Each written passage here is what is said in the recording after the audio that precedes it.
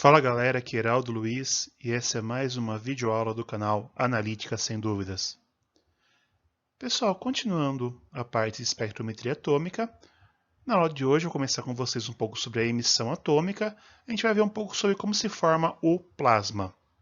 Então já deixem um like no vídeo, se inscrevam no canal, ativem as notificações e espero que vocês gostem dessa aula. Pessoal, sempre gosto de lembrar, quando a gente fala de espectrometria atômica, sempre vou enfatizar isso, nós estamos tratando de átomos livres na fase gasosa. E nós só obtemos esses átomos com o auxílio de temperatura. E, já falei, mas vamos lembrar, que a equação de distribuição de Boltzmann é o que define quantos átomos vão estar no estado fundamental e no estado excitado em função da temperatura. Então, essa equação é muito importante quando nós trabalhamos com espectrometria atômica. Quando nós falamos da emissão atômica, normalmente nós fazemos a emissão atômica em plasma. Tudo bem, pessoal? A fonte de temperatura, nesse caso, vai ser um plasma. Mas, afinal, o que é o plasma? De modo grosseiro, eu posso dizer que são íons em fase gasosa a altas temperaturas. Tudo bem, pessoal? Tá, mas vamos tentar entender um pouquinho melhor o que acontece. Vamos voltar lá nas aulas de ciência do ensino fundamental, lá na quarta série, e lembrar que nós já vimos que existem três estados da matéria. O sólido, definido por substâncias que apresentam forma e volume definidos. Por exemplo, uma pedra, se colocar dentro de um copo, ela continua com o mesmo volume e a mesma forma. Já um líquido, ele possui volume definido, mas não possui forma definida. Ou seja, se eu pegar uma quantidade de água e colocar num copo, vai assumir aquela forma, mas o volume não muda. Se eu mudar o formato do copo, o líquido vai assumir o formato do outro copo. Tudo bem? E o estado gasoso, que é definido por forma e volumes indefinidos, ou seja, se eu pegar uma quantidade de gás, vai ocupar todo o espaço ao qual ele está confinado, ao mesmo tempo que vai assumir o formato do recipiente ao qual ele está confinado. Tudo bem, pessoal? Então, regrinha básica da matéria e que normalmente, para você mudar de um estado para o outro, você necessita de um aumento de temperatura. Tudo bem? Então, um estado sólido, eu vou aquecendo, ele sofre o processo de fusão, passa para o estado líquido e continua aquecendo, entra em ebulição, passa para o estado gasoso. Tudo bem? Desse refrigério vai no sentido inverso. Existe uma discussão, principalmente na física, sobre outros 4 estados que eu vou apresentar para vocês. O primeiro, pessoal, é o condensado de Bose-Einstein, que, a princípio, é definido como substâncias a temperaturas próximas ao zero absoluto, no qual você tem quase o fim do movimento atômico, o fim do movimento eletrônico dos átomos. Tudo bem? Nem toda substância, quando você chega próximo a essa temperatura, de 0 Kelvin, apresenta essas propriedades. Por isso, discute muito se é uma particularidade de alguns compostos ou se é um novo estado da matéria. Tudo bem? Mas quando se fala em condensado de Bose-Einstein, são substâncias que estão já próximos ao zero absoluto, que têm mudanças da propriedade eletrônica. Tudo bem? E nem todas as substâncias realmente vão ter essas propriedades. Então, mas é um estado extremo da matéria que eles chamam. Um estado que é tomado entre o sólido e o líquido, intermediário, é o estado vítreo. Por quê? Ele chama vítreo porque vem de vidro. O vidro tem uma peculiaridade. Apesar de ter uma forma e um volume definido, que é característica dos sólidos, ele apresenta uma propriedade de líquido, que é viscosidade. No caso do vidro, é uma altíssima viscosidade. Viscosidade é a fluidez, basicamente, do líquido. Tudo bem? O que acontece com o vidro? Quando começa a aquecer o vidro, e também acontece com alguns plásticos, é que você muda a mobilidade das cadeias, você começa a diminuir a viscosidade deles, para eles começam a fluir mais. Só que eles não sofrem um processo de fusão, porque normalmente eles não possuem uma estrutura cristalina. E na fusão você tem realmente rompimento da estrutura cristalina. Então, tanto é que o nome até não é mais chamado de fusão, é transição vítrea. Em termos também de entalpia, se você começar a medir a entalpia de um vidro ou um plástico comparado a um cristal, tem técnicas que você pode medir a mudança da entalpia, são fenômenos diferentes que acontecem na fusão e na transição vítrea. Por isso se discute muito se o vidro e alguns plásticos são sólidos ou o estado tem que se chamar estado vítreo. Por quê? Ele possui uma propriedade intermediária entre o sólido e o líquido. Ele possui viscosidade como um líquido, é uma viscosidade altíssima, ele demora muito para escoar, mas ele escoa. Só que ele possui, ao mesmo tempo, uma forma e um volume definido num dado intervalo de tempo. Uma curiosidade, pessoal, é que muitos vitrais de igrejas que têm séculos de existência, aquelas igrejas na Europa, já começaram a notar que existe diferença de espessura da parte superior para a parte inferior dos vitrais. Essas igrejas do século XV, XVI. Eles estão observando que a espessura na parte superior do vitral está ficando menor quando comparada à espessura da parte inferior. Por quê? Lentamente o vidro está escoando no vitral. Tudo bem? Então, o vidro é um sólido, é um líquido ou é um estado vítreo? Ainda tem uma discussão muito grande nessa área. Tudo bem? Falando em estados intermediários, existe um que é o fluido supercrítico, que é um estado intermediário entre o líquido e o gasoso. Tudo bem?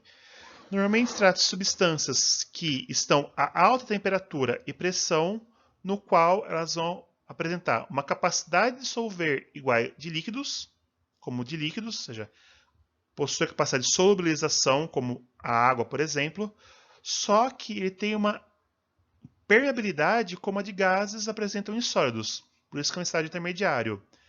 É como se tivesse uma viscosidade mais próxima a de gases, mais densidade mais próxima a líquidos. Tudo bem? Então, eu tenho um fluido a alta temperatura e pressão. Eu conheço duas substâncias que se usa muito, eu nunca trabalhei com elas, mas nessas condições, que atingem esse ponto supercrítico, que é a água e o gás carbônico. O gás carbônico é muito empregado como fluido supercrítico, porque ele já é gás da natureza. Quando ele é pressurizado a uma dada pressão, ele ganha essa propriedade. Ele não se comporta nem bem como líquido, nem bem como gás. Ele é usado muito para extração. A água também. Se eu levar uma temperatura superior a 100 graus Celsius, que é a temperatura de ebulição da água, e pressurizá-la, ela também vai ter essa propriedade que tem alta permeabilidade, mas alta capacidade de solubilidade, quando comparado à água a temperatura ambiente ou até mesmo a 100 graus de pressão ambiente. Tudo bem, pessoal? Então, é um estado diferente ou uma particularidade da água e do CO2. Também não se sabe. Então, tem a discussão se fluido supercrítico, assim como o vidro, acima como o estado de Bose-Einstein, é um estado da matéria. Tudo bem? E por fim, outro estado extremo é o plasma, que aí sim, o gás, a substância está a uma temperatura tão alta e sofreu alterações que sofreu o processo de ionização. Então, os íons chegaram à fase gasosa. O gás acabou chegando ao estado de ionização. Tudo bem, pessoal? Então, isso são curiosidades, tá, pessoal? Não é muito importante saber isso para entender o que acontece na emissão, mas eu queria trazer como curiosidade para vocês, para entender o que se fala sobre os estados da matéria hoje. Tudo bem? Mas afinal, como se forma o plasma? Bom, o plasma normalmente é feito com argônio, mais comum é trabalhar com plasmas de argônio, embora existam plasmas de hidrogênio até de nitrogênio. Na química analítica, na espectrometria atômica, o mais utilizado é o argônio ionizado. E ele é ionizado com auxílio de uma pequena descarga elétrica. seja, eu vou ter um aparelho que vai estar passando argônio, eu vou fazer uma pequena descarga elétrica, eu vou ionizar alguns desses átomos de argônio, e a energia cinética gerada por essa ionização acaba forçando com que os átomos comecem uma reação em cadeia, né, os íons. Então, um íon de argônio vai colidir com um átomo de argônio, com tanta energia que vai também causar a ionização dele. Daí eu vou gerar dois íons de argônio, daí que vou colidir com outros átomos, gerando mais íons. É uma reação em cascata. Tudo bem, pessoal? Então, dessa forma, existe a geração do plasma. Eu ionizo uma pequena porção de átomos de argônio, e essa pequena porção de íons de argônio vão colidindo com alta energia cinética em outros átomos de argônio, que acabam também sofrendo ionização. Ah, mas se tem átomo positivos e os positivos, e os elétrons, eles não vão acabar se atraindo e voltando ao argônio zero, que é o estado fundamental? Isso não vai acontecer por causa da eletrônica. Aqui, pessoal, é a tocha onde ocorre a geração do plasma. Tudo bem? Então, é formada por 3 tubos de quartzo concêntrico. Se você olhar na imagem aqui, tem o mais interno. A imagem mais aqui à esquerda do vídeo. Sua esquerda. Que é um injetor da amostra, né? Então a amostra, os meus nariz são introduzidos por aí. Um segundo tubo que vai ajudar a conter o plasma nessa região. E um terceiro tubo, porque vai passar um fluxo auxiliar de argônio ao redor dele para causar resfriamento. Lembrando que o plasma de argônio tem uma temperatura de cerca de 10.000 Kelvin. Tudo bem, pessoal? Para você ter ideia, a temperatura da superfície do Sol está em torno de 5.000 Kelvin, um pouquinho assim, está entre 5.000 e 6.000 Kelvin. O plasma de argônio pode chegar até 10.000 Kelvin. A vazão de argônio, na somatória de tudo, porque ele é usado para nebulizar a amostra, para gerar o plasma, para refrigerar o plasma, pode variar, dependendo do equipamento, de 5 até 20 litros por minuto. Tudo bem? Eu trabalhei no meu doutorado com equipamento que trabalhava com média de 15 litros por minuto e um outro aparelho de CP que trabalhava com média de 8 litros por minuto. Tudo bem? Vai depender muito agora da construção de cada equipamento. E essa vem a questão. Você tem uma bobina de radiofrequência que pode trabalhar de 0,5 até 2.000 kW, que vai dar uma frequência de 27 até 41 MHz, e essa bobina de radiofrequência vai gerar um campo eletromagnético de indução.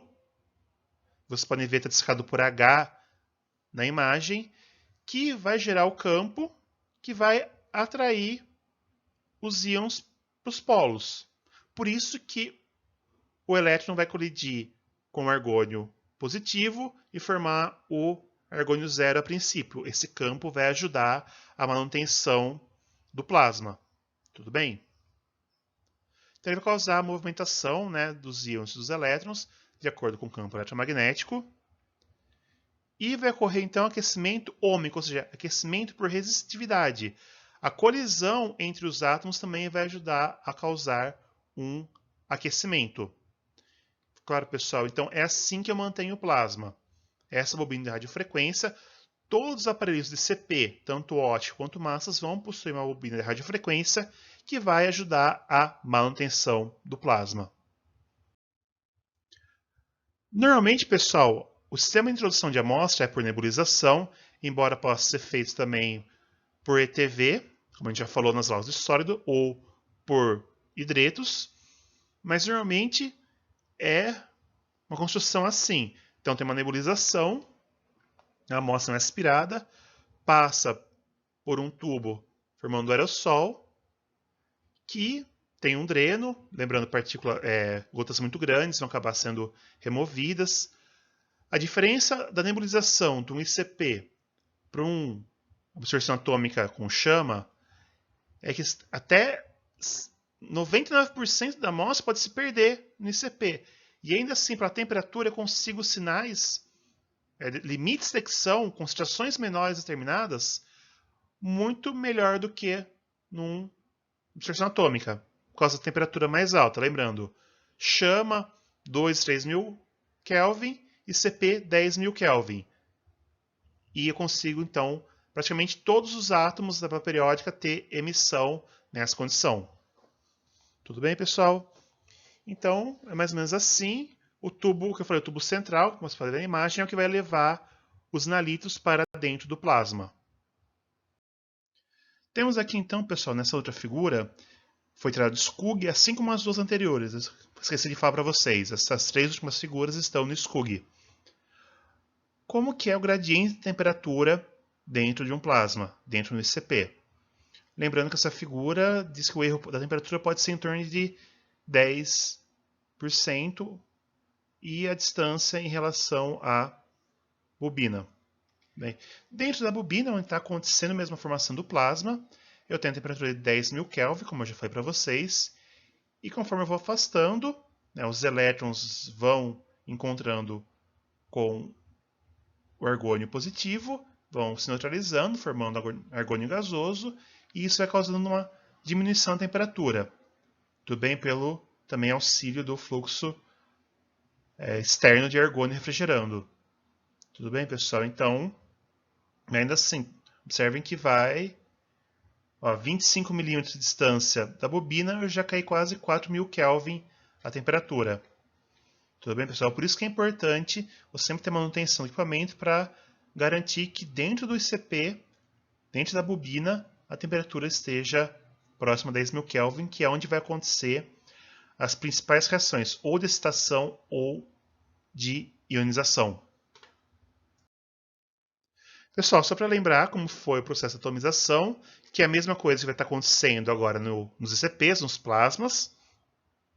Eu vou ter minha solução, que por nebulização vai gerar um spray, que devido à temperatura vai passar por secagem de solvente e formar um aerossol sólido gás, partículas bem pequenas, a princípio sólidas, dispersas em um gás, que vão volatilizar devido à temperatura, mas agora não são 2.000, 3.000 Kelvin, são 10.000 Kelvin. Vão formar moléculas gasosas, que podem causar moléculas excitadas pela temperatura e uma emissão molecular, que não nos importa. Mas as moléculas, devido à alta temperatura, de novo, 10.000 Kelvin, elas podem, então, dissociar formando átomos em fase gasosa, que, devido à temperatura, pela equação de Boltzmann, podem formar átomos excitados e ter agora a emissão atômica, que é o que nos interessa. Mas, como a temperatura é muito alta, eu posso acabar dando tanta energia para os elétrons que, ao invés de eles ficarem em estado excitado, eles acabarem sendo ejetados do átomo, formando íons na fase gasosa, pelo processo de ionização. E esses íons, o segundo elétron, pode acabar sendo excitado e gerando íons excitados, que me vai gerar uma emissão iônica. Quando estamos falando de CP-OES, que é a espectrometria de emissão óptica, nós estamos tratando de átomos excitados. E quando nós estamos falando de CP-MS, nós estamos falando de íons em fase gasosa. Em alguns casos, depende de qual analito, nós podemos também ter a emissão óptica de íons excitados. No passado, eu falava até que era ICP-AES, que era a espectrometria de emissão atômica. Mas como existe essa possibilidade de você medir, alguns naritos até melhor medir a emissão do íon, não do átomo, hoje em dia resolveu usar o ICP-OES, que é a espectrometria de emissão óptica com fonte de plasma indutivamente acoplado. Tudo bem, pessoal? Então, essa é a nomenclatura que eu vou usar. ICP-OES, porque pode trabalhar com átomos ou íons excitados emitindo a uma alta temperatura. Tudo bem, pessoal? Então, essa foi a videoaula de hoje. Espero que tenham gostado. Espero ter entendido. O que a gente começar a ver agora são processos de emissão a alta temperatura e ionização. Bem, então, primeiro eu vou falar de CP óptico, depois CP-MS, porque tem a particularidade. Apesar de ele ser espectrometria de massas, ele é muito estudado junto com a espectrometria atômica. Tudo bem? Então, pessoal, por favor, deixe o like no vídeo, se inscreva no canal, siga o canal nas redes sociais, Facebook, Twitter e Instagram. Dúvidas podem ser deixadas nas redes sociais, nos comentários abaixo ou enviadas por e-mail no e-mail que é semdúvidas@gmail.com. Essa foi a aula de hoje, espero que tenham gostado, vejo vocês na próxima. Até lá, valeu, tchau!